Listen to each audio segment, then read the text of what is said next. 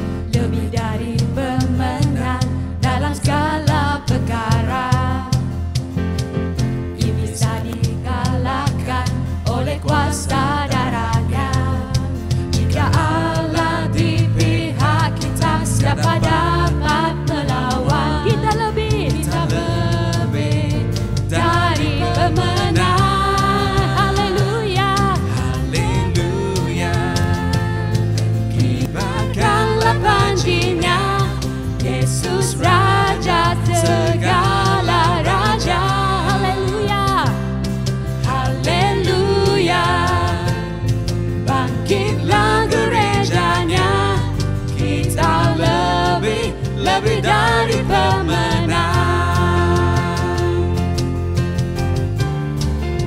Kita lebih dari pemenang. Haleluya. Katakan, lebih dari pemenang dalam segala perkara. Iblis tak dikalahkan oleh kuasa darahnya. Jika Allah di pihak kita, siapa dapat melawan? Kita lebih dari pemenang. Haleluya. Kibarkanlah panjinya, Yesus Raja segala raja. Haleluya. Haleluya. Bangkitlah gerejanya, kita lebih dari pemenang.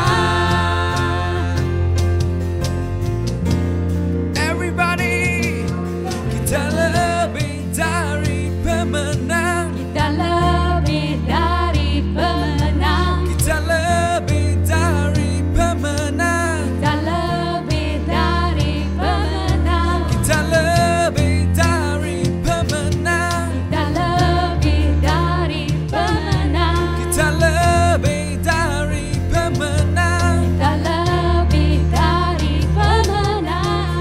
Pemenang. Jika Allah di pihak kita, siapa dapat melawan? Kita lebih dari pemenang. Haleluya. Kibarkanlah panjinya, Yesus Raja segala raja. Haleluya. Haleluya. Bangkitlah gerejanya, kita lebih dari pemenang. Haleluya. Haleluya. Kibarkanlah panjinya, Yesus Raja segala raja. Haleluya. Haleluya. Bangkitlah gerejanya, kita lebih dari pemenang. Kita lebih dari pemenang. Kita lebih dari pemenang.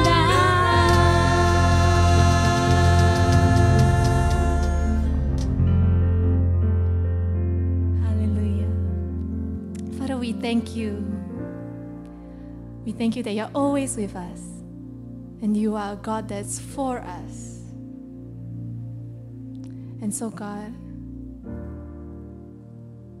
we sing this song as a prayer of blessing upon our church and upon our community. Amen.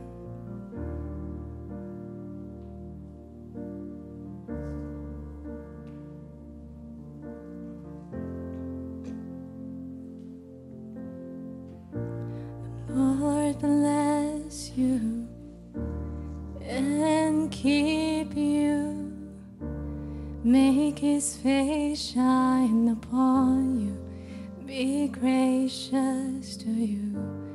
Lord, turn His face toward you and give you peace.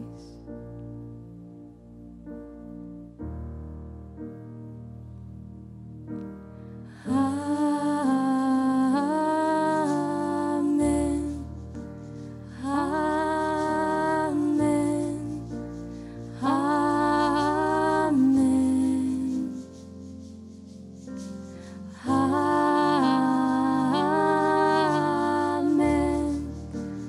Amen. Amen. Amen.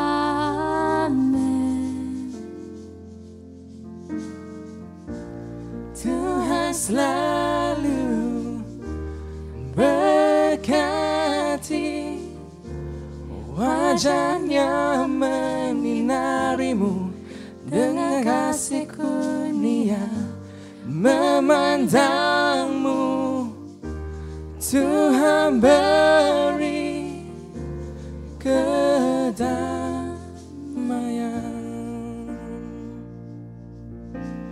Amen.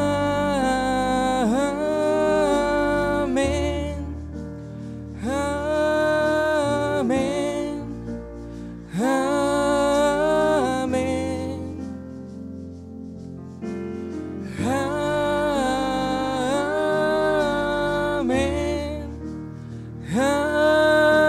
Amen.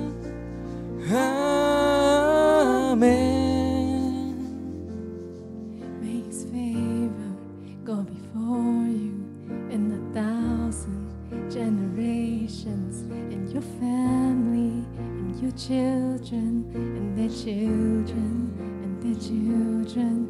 May His favor be upon you in 1,000 generations, and your family, and your children, and their children, and their children. May His presence go before you and behind you and beside you, all around you and within you.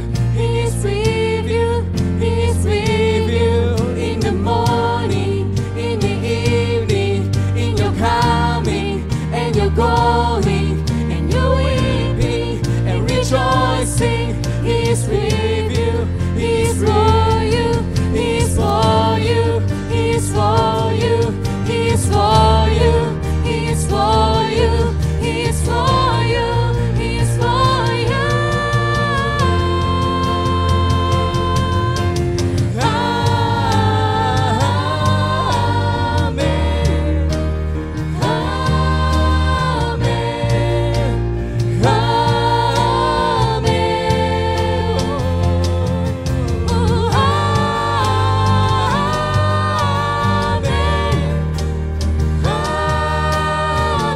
Amen. Amen. May His Presence go before you and behind you and beside you, all around you and within you. He is with you, He is with you in the morning, in the evening, in your coming and your going, and your weeping and rejoicing. He is for you, He is for you, He is for you, He is for you.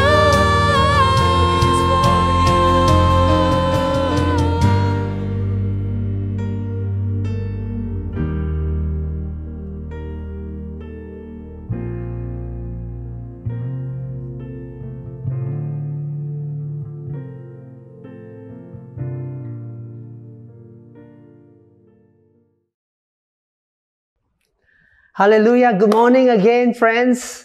Haleluya, selamat pagi kembali saudara-saudari. Welcome to our service this morning. Selamat datang kepada kebaktian online kami hari ini. And thank you for joining us today. Terima kasih karena bersama dengan kami hari ini. You know, we are going through a series called God's People on the Move.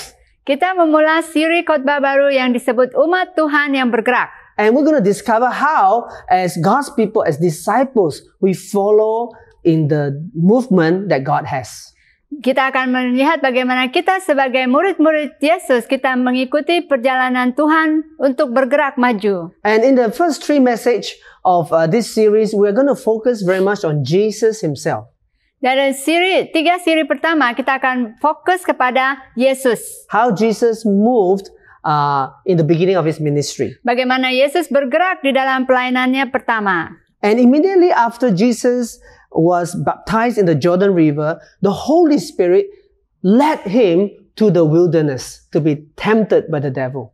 Setelah Yesus dibaptis di dalam air, setelah itu langsung dia pergi ke padang gurun. And today we have a very important question Dan hari ini kita memiliki satu pertanyaan yang sangat penting that relates with our lives today.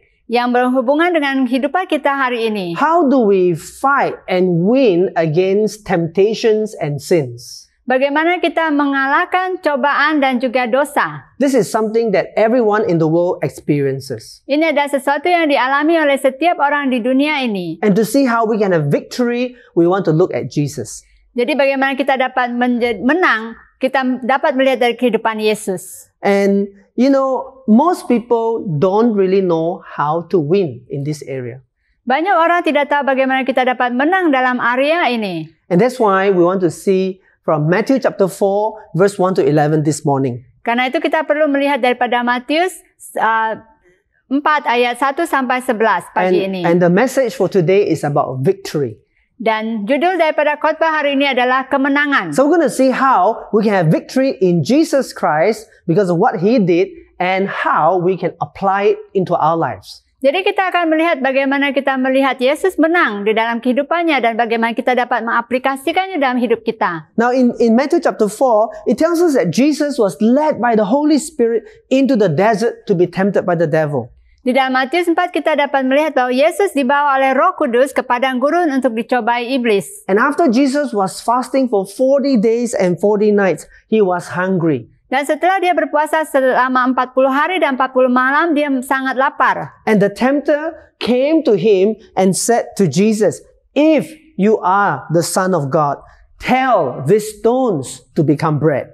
Lalu datanglah si pencoba dan berkata, "Jika engkau anak Allah, perintahkanlah supaya batu-batu ini menjadi roti." And Jesus answered the devil, "It is written that man shall not live on bread alone, but on every word that comes from the mouth of God." Tetapi Yesus menjawab, ada tertulis, manusia hidup bukan dari roti saja, tetapi dari setiap firman Tuhan yang keluar daripada mulut Allah. Jesus won the first round.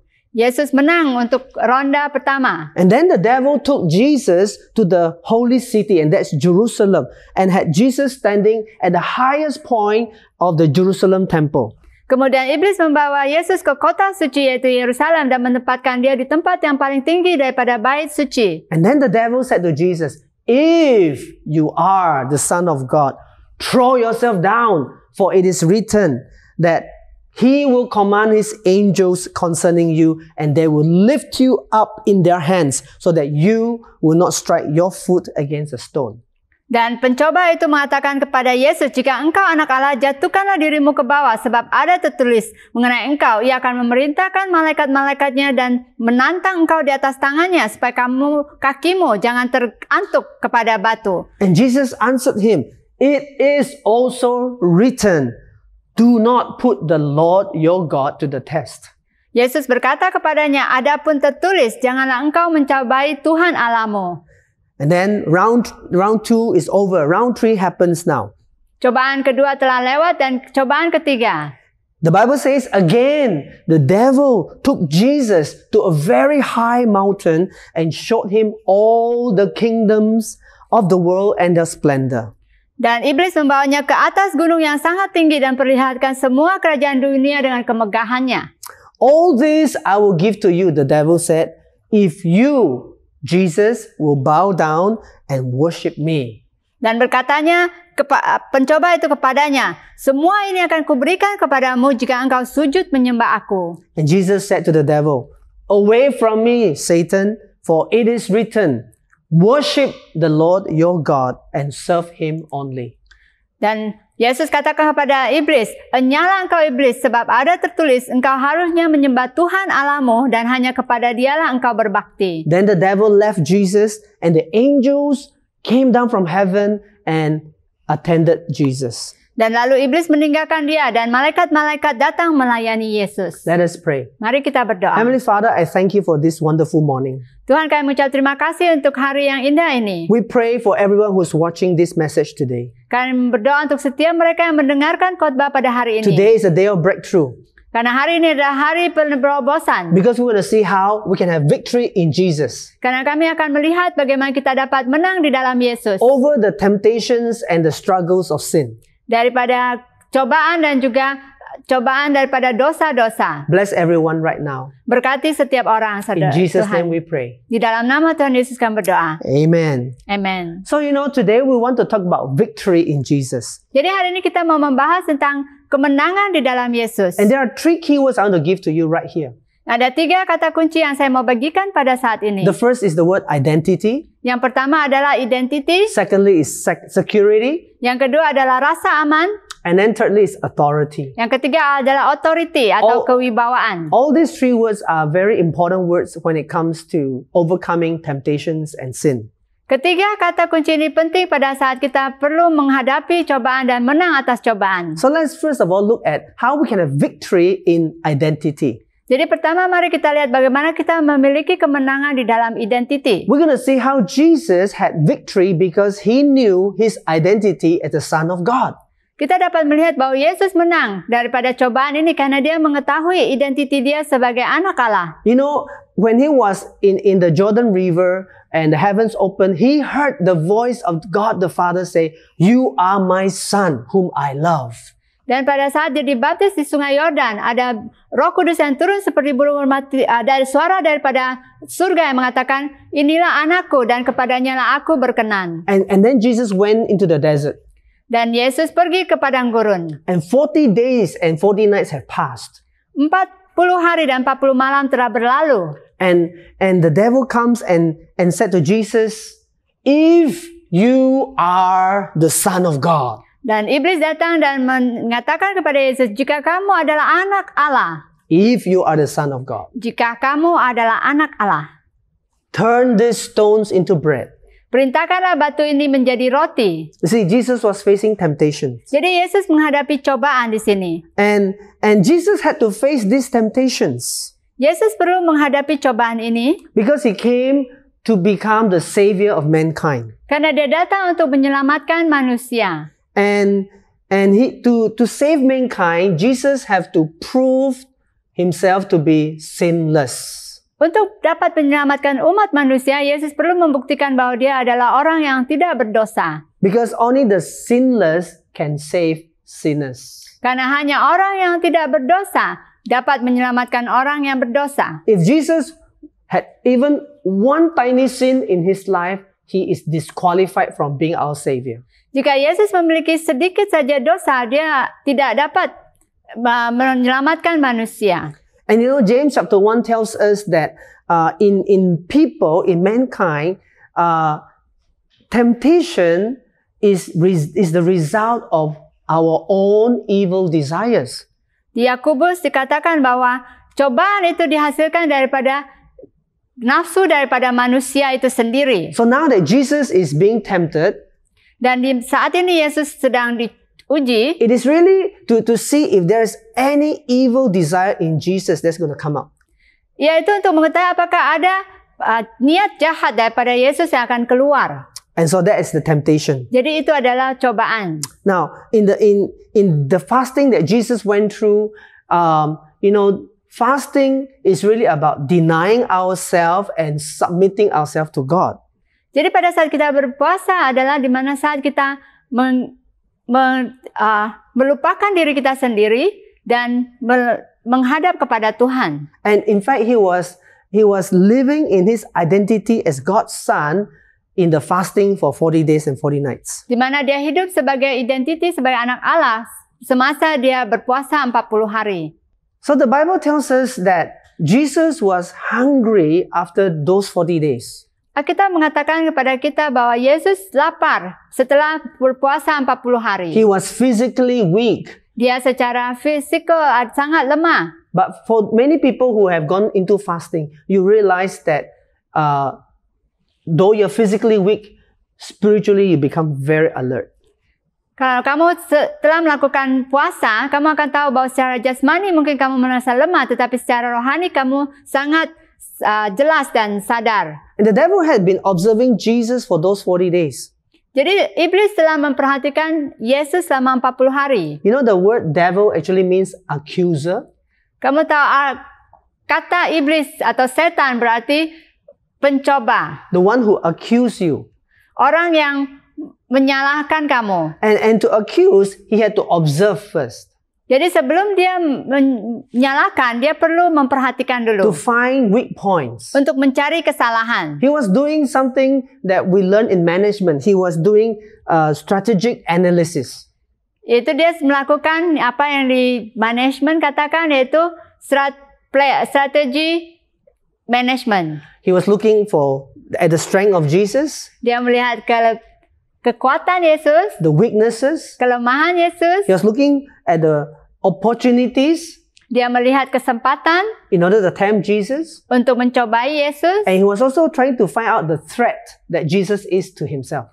Dan dia juga mau melihat di mana dia dapat mencobai Yesus. And he zoomed in and realized that Jesus was hungry. Dan dia dapat melihat bahwa saat itu Yesus sangat lapar. So he said, if you are the Son of God, turn these stones into bread. Jadi dia katakan kepada Yesus, jika kamu adalah anak Allah, perintahkanlah batu ini menjadi roti. Now, if we are not careful, we think that the temptation is about food. Jadi kalau kita tidak berhati-hati, kita mungkin berpikir cobaan ini adalah tentang makanan. We think it's about turning stones into bread. Tentang mengubah batu menjadi roti. But when you read the Bible carefully, Tetapi jika kamu membaca firman Tuhan dengan teliti, it's the first few words that is important. adalah kata-kata yang diucapkan pertama yang penting. The devil said to Jesus, if you are the Son of God. Di mana iblis kata kepada Yesus, jika kamu adalah anak Allah. You see, this temptation is really about identity. Jadi cobaan ini benar tentang identity. And Jesus was very clear about his own identity as a Son of God. Yesus sangat jelas tentang identitinya sebagai anak Allah. The devil was trying to make him doubt. Setan mau mencoba untuk membuat dia menjadi ragu. The devil was trying to get Jesus to prove that he is a Son of God. Iblis mencoba Yesus agar dia mau membuktikan bahwa dia adalah anak Allah. So what the devil was saying is this: since you are hungry, Jesus, you can feed yourself and turn the stone into bread. Yaitu setan mengatakan seperti ini, di mana jika kamu lapar, sebenarnya kamu dapat mengubah batu ini menjadi roti dan juga memberi makan kepada dirimu sendiri. If you are the Son of God. Jika kamu adalah anak Allah. But you know, this was 40 days after the baptism. Jadi ini adalah 40 hari setelah pembaptisan air. But Jesus have not forgotten the voice of the Father from heaven that said, "You are my Son." Tetapi Yesus tidak pernah lupa dengan suara yang daripada Bapa di surga mengatakan bahwa kamu adalah anakku. Jesus never forgot the voice of the Father saying, "You are my Son." Yesus tidak pernah lupa apa yang Bapa di surga katakan bahwa kamulah anakku. Jesus believed those words and he held on to that every second of his life. Yesus percaya kepada kata-kata itu dan memegang kata-kata itu dalam sepanjang hidupnya. And then the devil comes and say, "If you are the Son of God." Dan iblis datang kepada dia dan mengatakan, jika kamu adalah anak Allah. My friends, the question for us today is this: Jadi pertanyaan bagi kamu dan saya adalah, who do you listen to? siapakah yang akan kamu dengar? Do you listen and hold on to the words of God the Father, or do you let the voice of the devil come to you and say, "Hey, if you're a real Christian"? Apakah kamu mau mendengar daripada suara Tuhan, Bapa Surgawi, ataupun kamu mendengar daripada orang lain? Jika kamu adalah seorang Kristen. You see, I've discovered this truth. Saya telah mengetahui kebenaran ini. Who you listen to is who you end up obeying. Siapa yang kamu dengar, itulah siapa yang kamu akan taati. That's why we must not let our human needs dominate our real need. Jadi jangan kita biarkan keperluan kehidupan kita sebagai manusia lebih daripada keperluan diri kita sendiri. Our physical need is not more important than our spiritual need. Keperluan jasmani kita tidak lebih penting daripada keperluan rohani kita. Our real need is God. Karena keperluan kita yang paling utama adalah Tuhan. So when the devil say, if you're the son of God, we should not allow the words to germinate in us. Jadi pada saat iblis mengatakan jika kamu adalah anak Allah, jangan biarkan kata-kata itu mempengaruhi diri kita. Instead, we should meditate on the identity that we have in God. Sebaliknya kita harus memeditasi kata-kata di dalam Tuhan saja. That we are no longer a slave to anything. Di mana identiti kita adalah anak Allah dan kita bukan lagi hamba dosa. We are a child of God. Kita adalah anak-anak Allah. And so Jesus answered to the devil. He said, "It is written." Dan Yesus menjawab kepada iblis, seperti ada tertulis, Man shall not live on bread alone, but on every word that comes from the mouth of God. bahwa manusia tidak hanya hidup daripada makanan saja, tetapi daripada setiap firman yang keluar daripada mulut Tuhan. You know, when Jesus answered like that, Jesus is really saying, I know I am God's son. Jadi apa yang Yesus katakan ini menyatakan bahwa dia tahu bahwa dia adalah anak Allah. I don't have to prove it to you, devil. Saya tidak perlu membuktikan kepada kamu, iblis.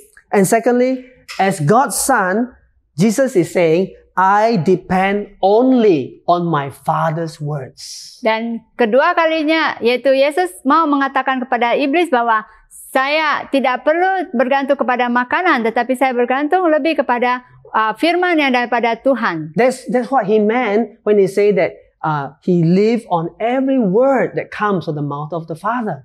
Itu yang dimaksudkan pada saat dia mengatakan bahwa dia hidup daripada setiap firman yang keluar daripada mulut Tuhan. Jesus is also really saying, I don't need your help, devil. I don't need your advice.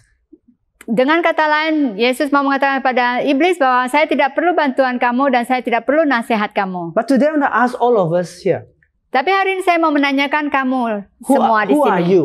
Siapakah kamu? What is your identity? Apakah identiti kamu? Have you come to know Jesus Christ as your Lord and Savior? Apakah kamu telah menerima Yesus sebagai Tuhan dan Juru Selamatmu? Because when you are in Jesus Christ, you are a new creation. The old has gone, the new has come. Karena jika kamu berada di dalam Yesus, kamu adalah kreasi yang baru, yang lalu telah berlalu dan yang baru telah berdatang. And because you are now new creations, karena saat ini kamu adalah pribadi yang baru in Jesus Christ, di dalam Yesus Kristus, you have a new identity. Kamu memiliki identiti yang baru. You know, in John chapter 1, it says that whoever receives Jesus, Jesus gives that person the right to become the children of God. Karena firman Tuhan katakan siapa yang menerima Yesus sebagai Tuhan dan Juru Selamat, dia diberikan hak untuk menjadi anak Allah. And that's exactly what has happened.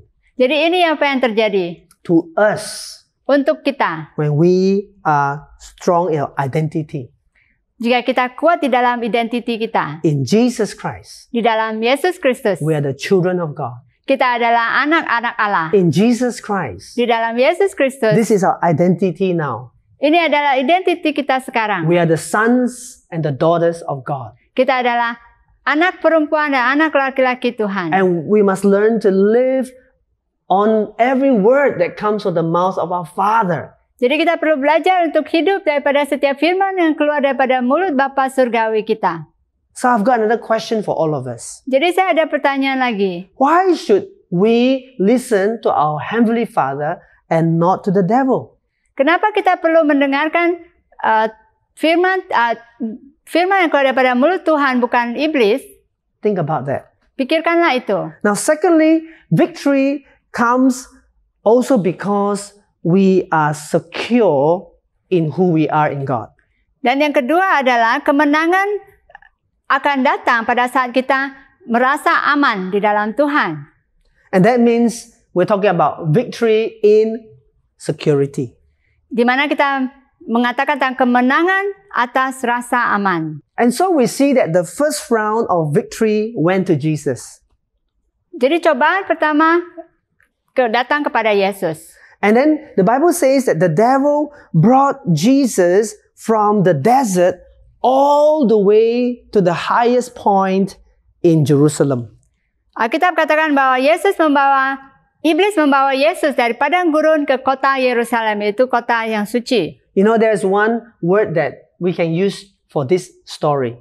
Ada satu kata yang dapat kita pakai untuk cerita ini. It's called teleportation. yaitu disebut teleport, Jesus was teleported from one place to another place. di mana dia telah diteleport daripada satu tempat ke tempat yang lain. This is not science fiction. It happened in real life. Jadi ini terjadi pada masa itu. It happened to Jesus. Terjadi kepada Yesus. This time it was the devil who teleported him. Saat itu adalah di mana iblis telah teleport dia dari padang gurun. But I read also in Acts chapter 8, there's a godly man by the name of Philip. Dan saya juga baca di Kisah Rasul di mana ada seorang hamba Tuhan yang bernama Philip. And he was also teleported from one place to another, but it's by the Holy Spirit. Dan dia juga telah dipindahkan dari satu tempat ke tempat lain oleh Roh Kudus. Okay, that's just something for interest. Itu hanya sesuatu yang menarik yang mau saya bagikan. Now, the devil brought Jesus to the highest point of the temple in Jerusalem. Jadi, iblis membawa Yesus ke tempat yang paling tinggi di bait suci. And he challenged Jesus. Dan dia mulai mencabar Yesus. He said, if you are the Son of God, Dia katakan, jika kamu adalah anak Allah, jump down. jatuhkanlah diri kamu. Hey, if you're the Son of God, jump down, Jesus. Jika kamu adalah anak Allah, jatuhkanlah diri kamu. Because the Bible also says Karena Alkitab juga mengatakan, that when you jump down, the angels of God will come and protect you. dikatakan bahwa pada saat kamu jatuh, maka malaikat-malaikat Tuhan akan datang untuk menopang kamu. You see, it was still about identity. Ini masih tentang identity. The devil is challenging Jesus on his identity. Iblis menyerang Yesus tentang identitinya. This temptation is not really about protection. Jadi cobaan ini bukan tentang perlindungan, It's about identity. tetapi tentang identity. But Jesus had security in his identity. Tetapi Yesus memiliki rasa aman di dalam identitinya. And so Jesus said to the devil, Jadi Yesus katakan kepada iblis, he said, it is also written, sebab ada tertulis, do not put the Lord your God to the test. janganlah engkau mencabai Tuhan Allahmu. Can you see something here? Kamu dapat melihat hal ini? Because Jesus' identity was as a son of God, he goes to the word of God, the Bible, for his authority. Di mana Yesus sebagai anak Allah, dia datang dan melihat kepada firman Tuhan, Alkitab, untuk melihat identitinya. And Jesus is actually saying to the devil, don't put the Son of God to the test. Sebenarnya Yesus berkata kepada iblis bahwa jangan cobai anak Allah. I will not fall for your lies and deception, devil. Di mana saya tidak akan jatuh kepada perangkap kamu. Even if you use the Bible and twist the Bible, I will not listen to you. Walaupun kamu menggunakan Alkitab atau memutarbalikkan Alkitab, saya tidak akan mendengarkan kamu. See, the Bible tells us clearly about how the devil, he comes to steal, to kill, and to destroy. Di mana Alkitab mengatakan bahwa iblis datang untuk mencuri dan menghancurkan. And if he can use the Bible and twist the Bible to destroy you and me, he will do that. Jika dia dapat menggunakan Alkitab untuk menghancurkan kamu atau membuat kamu berdosa, dia dapat melakukan hal itu. So what do you do? I mean, Jesus was using the Bible, the devil was using the Bible. How do you deal with this? Yesus menggunakan Alkitab dan iblis juga menggunakan Alkitab. Bagaimana kamu menyelesaikan permasalahan ini? There's a lot of teaching out there in the world today. Banyak sekali ajaran-ajaran di dunia ini. They all use the Bible. Mereka menggunakan Alkitab. But how do you know? Tapi bagaimana kamu tahu? That it is in the same heart like Jesus, or is it from the devil misusing the Bible? Bagaimana kamu tahu itu benar-benar dari Tuhan atau iblis menyalahgunakan Alkitab? I have one indicator that I learned. Ada satu indikasi yang saya pelajari di sini. And that question you must ask yourself. Dan pertanyaan ini kamu perlu tanyakan pada diri kamu sendiri. Does it appeal to my self-glory, or will this give God glory? Apakah itu akan membawa kemuliaan kepada diri kamu sendiri atau membawa kemuliaan kepada Tuhan? You see, if Jesus jumped down, jika Yesus jatuhkan dirinya, and the angels protect Jesus, dan malaikat-malaikat melindungi Yesus, Jesus would have been responding for self-glory. Yesus pada saat dengan cara ini Yesus respon kepada kemuliaan dirinya sendiri. But Jesus never lived for his own glory. Tetapi Yesus tidak pernah hidup untuk kemuliaan He dirinya lived to sendiri. glorify the Father. Dia hidup untuk memuliakan Bapanya di So surga. it doesn't matter if the devil quote the Bible, he will not listen to the devil's interpretation. Jadi apakah iblis menggunakan Alkitab atau tidak penting, karena dia tidak akan mendengarkan iblis. Jesus would listen to the Father's words. Karena Yesus hanya akan mendengar apa yang Bapa katakan. So I want to encourage all of us today. Jadi saya mau mendorong setiap kita di sini. God wants us to be very clear about identity in Jesus Christ. Tuhan mau kita jangan jelas tentang identiti kita di dalam Kristus. That because of Jesus, now we are the children of God. Karena Yesus kita sekarang menjadi anak-anak Allah. And we need to be having the security in that identity. Jadi kita perlu merasa aman dengan identiti yang baru ini. You and I have the new identity in God as sons and daughters of God. Karena kamu dan saya memiliki identiti yang baru sebagai anak lelaki dan anak perempuan Tuhan. And because of that, you and I must now live our lives to be led by the Spirit of God. Untuk itu, kamu dan saya perlu hidup di dalam kehidupan yang dipimpin oleh Roh Kudus. Why? Kenapa? Because when you are led by the Spirit of God, He will always lead you towards victory. Karena pada saat kamu meminta Roh Kudus untuk memimpin kehidupan kamu, Dia akan membawa kamu kepada kemenangan. You see, the Bible tells us that the sword of the Spirit is the Word of God. Alkitab katakan bahwa pedang rohani adalah firman Tuhan. You can find this in Ephesians chapter 6. Kamu dapat melihat di dalam Efesus 6. And during this great battle in the desert, Dan di dalam peperangan yang besar ini di padang gurun, Jesus was being led by the Holy Spirit to use the Word of God to fight the devil back. Yesus menggunakan firman Tuhan untuk melawan iblis. And that's what we need to do as well. Jadi itu apa yang harus kita lakukan. In fact, in Romans chapter 8 verse 14, the Bible says, those who are led by the Spirit of God are the children of God. Di mana di Roma juga dikatakan bahwa mereka yang dipimpin oleh Roh Kudus adalah anak-anak When we are Allah. led by the Spirit of God, Jadi jika kamu dipimpin oleh Roh Kudus just like Jesus, seperti Yesus, we are the children of God. kita adalah anak-anak Allah. And Galatians chapter 4 verse 6 says, Dan Galatia 4 ayat 6 katakan, because you are His sons, God sent the Spirit of His Son, Jesus, into our hearts, the Spirit who calls out, Abba, Father.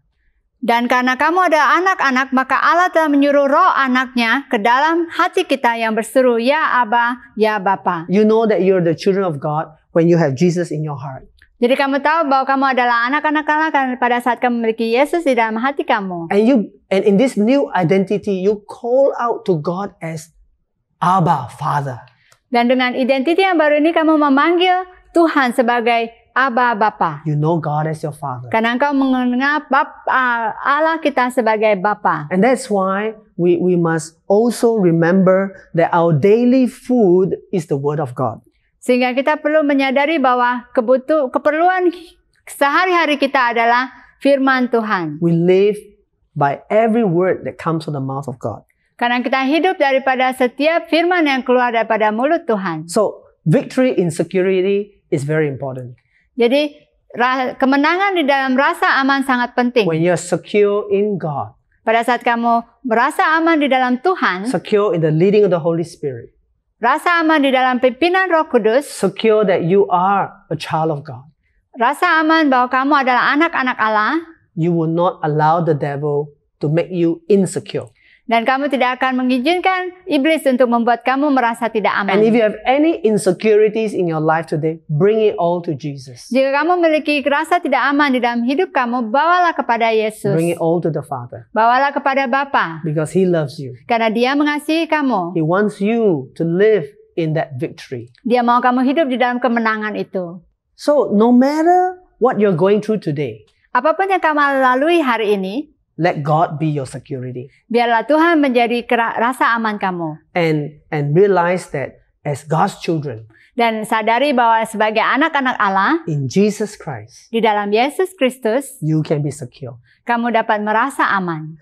I want to go on to talk about a third thing, Saya mau melanjutkan pada poin yang ketiga, and that is victory in authority. yaitu kemenangan atas authority atau kewibawaan. You know, we will experience victory when we know our identity as a child of God.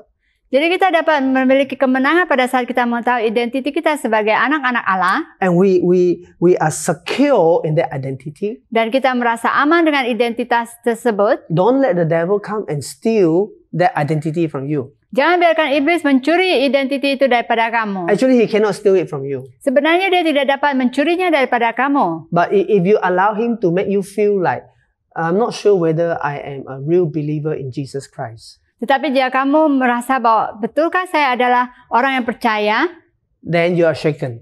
kamu digoncangkan saat itu. Now, to deal with this area of victory, we must learn about authority. Untuk memiliki kemenangan ini kita perlu belajar tentang authority. So we see that Jesus won round 2. Ting ting. Oke, jadi Yesus menang cobaan kedua. Ting ting. and now the devil teleported Jesus again. Dan iblis teleportasi Yesus kembali. From the high point in the temple of Jerusalem, the devil brought Jesus to a very high mountain somewhere in the world.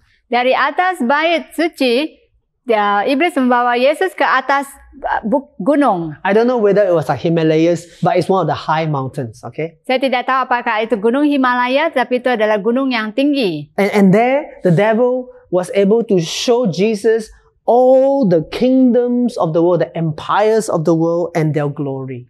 Dan iblis menunjukkan kepada Yesus semua kerajaan dunia dan segala kemuliaannya. He was able to show that picture of the world.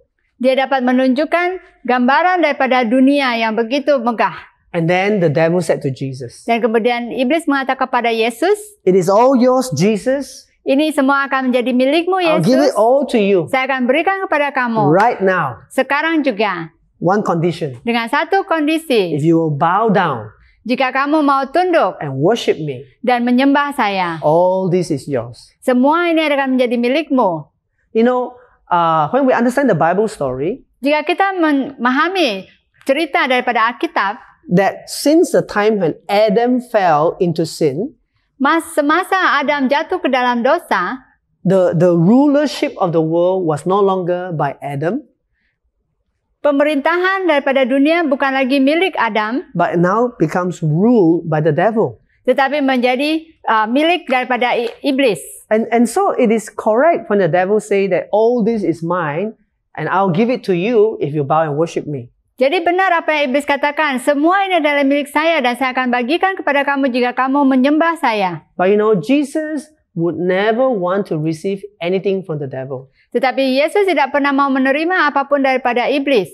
He just want whatever is from the Father. Dia hanya mau mendapatkan sesuatu yang daripada Bapa surgawi saja.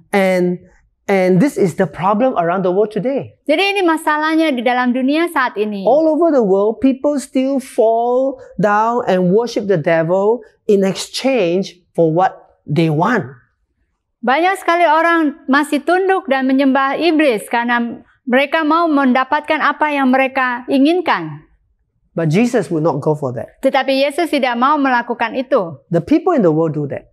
Orang-orang dunia melakukannya. They worship the devil. Mereka menyembah iblis. They worship demonic beings. Mereka menyembah setan. Either out of fear Apakah itu karena ketakutan or because they want to get something. atau mereka mau mendapatkan sesuatu? You know, if you want to get something, Jika kamu mau mendapatkan sesuatu, get it from our Heavenly Father. dapatkanlah daripada Bapa surgawi kita. You know, Jesus refused to fight according to the devil's ways. Di mana kita bisa lihat di sini bahwa Yesus tidak mau melawan dengan cara iblis. And Jesus said to the devil, "Be gone, Satan." Dan Yesus katakan kepada iblis, "Nyala engkau iblis." And by the way, the word Satan means adversary or enemy. Jadi kata daripada Satan ini adalah musuh. And Jesus said, "Go away from me." Dan Yesus katakan, "Nyalah kamu." Jesus spoke with authority. Yesus menyatakan ini dengan authority. Jesus resisted the devil and the devil had to flee from him. Yesus dapat menahan dirinya daripada iblis dan iblis melarikan diri. And Jesus was able to do that because he knew his identity. Yesus dapat melakukannya karena dia tahu bahwa identitinya yang sebenarnya. He had security in his identity as a son of God. Dia dapat merasa aman di dalam identitinya sebagai anak Allah. And in that position, he exercised the authority as the Son of God. Dan dengan posisinya itu dia menggunakan otoritinya sebagai anak Allah. Today I have good news for all of us. Jadi hari ini saya memiliki kabar baik untuk kamu dan saya. As God's children, Sebagai anak-anak Allah, you and I can exercise our authority in Jesus Christ as kamu well. dan saya dapat juga menggunakan otoriti ini di dalam Yesus Kristus. James chapter 4 tells us, submit yourself to God and resist the devil and he will flee from you. Yakobus 4 katakan bahwa tunduklah kepada Tuhan dan tengkinglah iblis, maka dia akan melarikan diri dari kamu. And you know, John 14 says that Jesus tells us, and us, whoever believes in me will do the works I've been doing, and they will do even greater than this.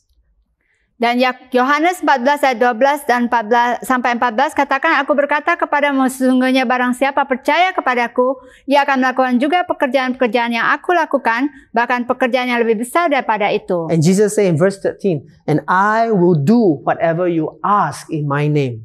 Dan di ayat 13 Yesus katakan bahwa dan aku juga akan melakukan apa yang kau minta pada Bapakku atas namaku. You know, in Luke chapter 10, when the 72 disciples returned from mission, they were so happy. They told Jesus, Lord, even the demons submit to us in your name. Dan di dalam Lukas 10 juga kita melihat bahwa murid-murid Yesus kembali daripada misi dan dia mengatakan kepada Yesus, Tuhan, bahkan iblis pun menyerah kepada kami. And Jesus said, I saw Satan fall like lightning from heaven.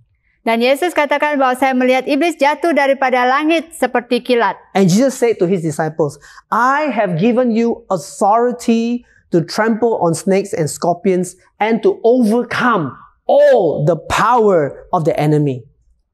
Sesungguhnya aku telah memberikan kuasa kepada kamu untuk menginjak ular dan kalajengking dan kuasa untuk menahan kuasa musuh sehingga tidak ada yang akan membahayakan kamu. You see, even today, in Jesus' name, we have authority. Dan hari ini juga jika kamu berada dalam Yesus Kristus, kamu memiliki otoriti itu. So don't keep having conversations with the devil.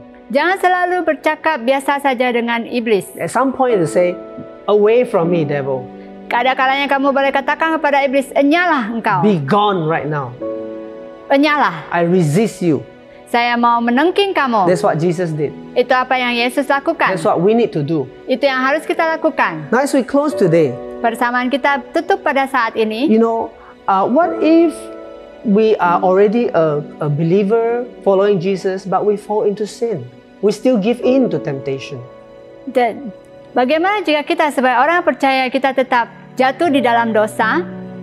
Well, the Bible tells us in 1 John chapter 1, Alkitab katakan di dalam 1 Yohanes 1, it says that the blood of Jesus will purify us from all sin.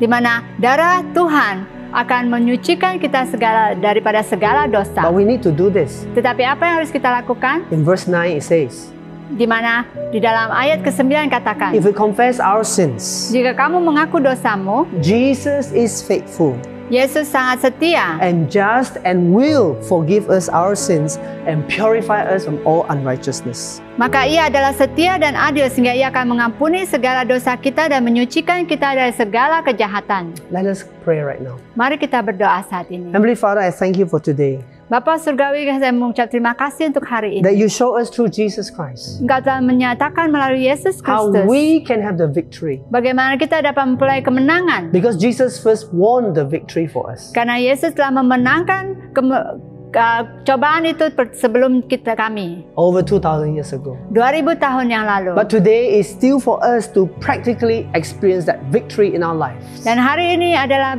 penting bagi kami untuk terus mempraktikkan dalam kehidupan kami sehari-hari.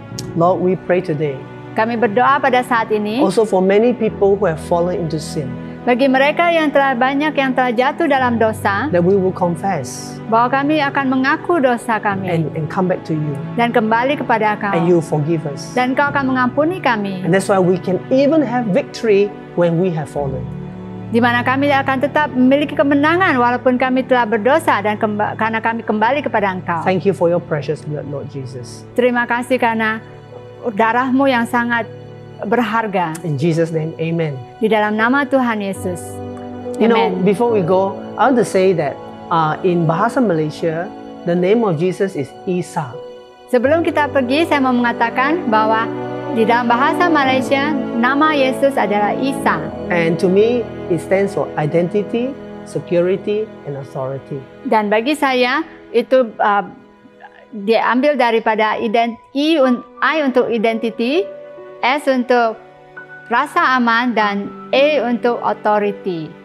Thank you for joining us again. Terima kasih karena menyertai kami sekali lagi. If you want to know Jesus, please write to us. Jika kamu mau mengenal Yesus, tulislah kepada We want kami. to help you grow in your walk with God. Kami membantu kamu untuk bertumbuh dalam perjalanan kamu bersama dengan Tuhan. Thank you. God bless you. Terima kasih dan Tuhan memberkati. And see you next week. Bye-bye. Jumpa kembali minggu depan. Bye-bye. Hi, church. Hai gereja, Long time no see. lama tidak berjumpa. I trust that you have been fired up by Pastor Dennis preaching this morning. Saya percaya kamu telah bersemangat setelah khotbah Pastor Dennis tadi. ISA or ISA. ISA atau ISA. It means identity, security, and authority. Artinya adalah identity, rasa aman, dan authority. ISA also means Jesus in Bahasa Malaysia. ISA juga berarti Yesus dalam bahasa. All we need for life is ISA. Apa yang kita perlukan dalam kehidupan kita adalah ISA. If you need any personal prayers, Jika Anda memerlukan doa pribadi, please leave a message in the chat tuliskan message di tempat komen. and someone will reach out to you. Seseorang akan menghubungi kamu. Mina, I was thinking whether we can do a role exchange today. Boleh? And let me ask you some question. You can answer one go and just say it from your heart, okay? I have always been wondering as a weekly viewer, what does tithe and offering means to you? And would you encourage people to give tithe and offering and why? Oke. Persepuluhan dan persembahan syukur sangat berarti bagi saya karena itu merupakan ungkapan rasa kasih saya dan syukur atas kebaikannya dalam hidup saya. Terutama sekali yaitu keselamatan yang Tuhan telah berikan melalui Yesus Kristus. Dan saya sangat mendorong setiap kita untuk memberi kepada Tuhan karena dengan melakukan itu membuat kita terlibat secara tidak langsung di dalam pekerjaan Tuhan. Seperti tertulis di dalam Maliaki 3 ayat 10, bawalah persepuluhanmu seluruhnya ke rumahku supaya ada makanan berlimpah di sana. Dan ujilah aku, maka kamu akan melihat bahwa aku membuka pintu-pintu surga dan melimpahi kamu dengan segala yang baik. Selain daripada memberi dalam secara tidak langsung kepada pekerjaan Tuhan, itu juga dan kita tidak perlu khawatir jika pada saat kita memberi, kita tidak akan kekurangan karena Tuhan akan selalu memberkati kita kembali. Dalam kehidupan saya sepanjang ini, selama saya memberi persepuluhan dan persembahan syukur, saya tidak pernah merasakan kekurangan di dalam Tuhan. Bahkan lebih lagi kebaikan Tuhan dan berkat Tuhan yang melimpah dalam hidup saya. Dan saya mau mendorong dan saya mau kalian juga merasakan kebaikan Tuhan. Amen. Seperti apa yang saya alami. Amen. Wow, that's encouraging. Sister Mina is saying that tithe and offering to her is an expression of her love and her thanksgiving towards God, and for God's goodness and blessing upon she and the family's life. And more importantly, to her, it is also for the salvation that she has received in Jesus Christ. So, as for the question on whether she would encourage others to give tithe and offering, she said yes, she would like to encourage everyone to give of their tithe and offering because it is an indirect way to be involved into the work of God. And Malachi 3:10 says, bring the whole tithe into the storehouse, and that there may be food in my house. Test me in this, says the Lord, and see if I will not throw open the floodgates of heaven and pour out so much blessing that there will be no room enough to store it. And she was also saying that she has many testimony of how she experienced God's generosity since she started giving of a tithe. And she would like to encourage you to experience the same as well by faithfully giving to the Lord and trust in Him. Wow, I'm very encouraged, and I can really see it in through her faithfulness, that God has been so good to her family, the blessing that God has poured upon her, Daniel and the family. Those who have known her and known the family, I'm sure you know about that. So today, if you would also like to give of your tithe and offering, you can take out a camera. The screen is there. You can give online. Thank Hari you. ini, jika Anda ingin memberi persepuluhan dan persembahan syukur Anda, cukup ambil kamera kalian dan ambil gambar yang ditunjuk di sini. Take on to the promise of Malachi 3:10. Pegang janji Tuhan daripada Maliaki 3 ayat 10. Before you head out towards your kitchen Sebelum kamu mengarah ke dapur kamu, or going for lunch outside, atau pergi keluar untuk makan tengah hari, I'd like to update you on our on-site services. saya mau memberi update tentang kebaktian di lokasi. You know, we miss all of you. Kamu tahu bahwa kami sangat merindukan kalian semua. We miss the time where I see Sister Cecilia and friends having lunch from after first service until after second service. Saya sangat rindu melihat Sister Cecilia dan teman-teman makan tengah hari dari setelah kebaktian pertama sampai kebaktian kedua. And they really, really enjoy it. Dan mereka sangat seronok. However, at this moment, Tetapi saat ini, we are not decided yet on coming back on our on-site service. kami belum memutuskan untuk kebaktian di lokasi We are still watching the COVID-19 situation very closely. karena kami tetap memperhatikan perkembangan situasi COVID-19 secara seksama. We are also more importantly praying for God's leading for the next season of the church. Dan lebih penting lagi, kita sedang berdoa tentang arah tuju daripada Tuhan dalam musim ini setelah COVID-19. And the right timing for us to reopen and restart our services. Dan waktu yang tepat untuk kita memulai kebaktian di lokasi. It may be September or later. Mungkin September atau lebih lanjut lagi. Meanwhile, we will continue to provide the online services to all of you until further notice.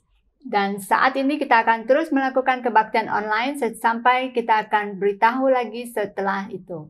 Finally, Dan terakhir, for all the Malaysian students who are starting out your classes next week, bagi setiap pelajar Malaysia yang akan memulai sekolah minggu depan, enjoy your school days, nikmati masa sekolah kamu. but stay safe and don't go around and hug all your friends. Tetapi tetap selamat dan jangan memeluk teman-teman kamu. For those who are joining us from overseas, Bagi kalian yang mengikuti kita dari lokasi yang lain, thanks for joining us. terima kasih karena menyertai kami. Feel free to say hi to all the people in Kuching. They are very, very friendly. Dan boleh katakan hai kepada mereka yang tinggal di Kuching karena mereka sangat baik. And we see you online again next week. Dan kita akan jumpa lagi minggu depan dalam kebaktian online. God bless you and have a great week ahead. Tuhan berkati dan miliki minggu yang berlimpah. Amen. Amin.